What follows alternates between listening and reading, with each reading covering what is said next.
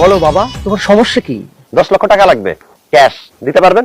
এই মিয়া, আমি তোমাকে 10 লাখ টাকা কই থেকে দিব? টাকা দিতে না পারলে জিজ্ঞেস করেন কেন, সমস্যা কি? এখানে বিয়ে পড়াইতে চাইছেন, আপনার রেডি আছে, পাশে পাত্রী আছে, বিয়েটা পড়ায় ফেলান। সমস্যার কথা আপনি কেন জিজ্ঞেস করেন? বুঝছি, বিয়ার পিনিক তোমার ভালোই উঠছে। বলো তোমার নাম কি? ছেলে মেয়ে পিতা মাতা স্থায়ী অস্থায়ী নামের কিছু লাগবে না, কবুল বলে জাস্ট বিয়েটা পড়ায় দেন। এই মুরব্বি, এটা কি আপনার ছেলে?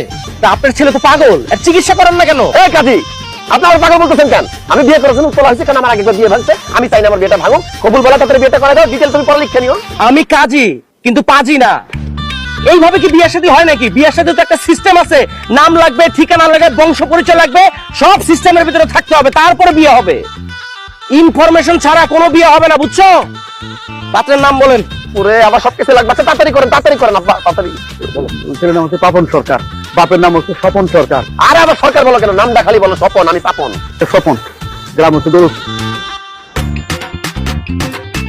আর মেয়ের নাম হইল পাখি হাওলাদার, আর পিতার নাম সিদ্দিক হাওলাদার, মাতার নাম হইল ময়না হাওলাদার। আচ্ছা ঠিক আছে, হয়েছে। হচ্ছে কাজী সাহেব, এবার বলেন, এবার বলেন। দৌলতপুর নিবাসী জনাব সিদ্দিক হাওলাদারের মেয়ে পাখি হাওলাদারের সাথে পরানপুর নিবাসী স্বপন সরকারের ছেলে পাপন সরকারের। তুমি রাজি থাকলে বলো বিসমিল্লাহ কবুল। 1 টাকা দেন মোহর ধার্য করিয়া বিবাহের জন্য প্রস্তাব রাখিলাম।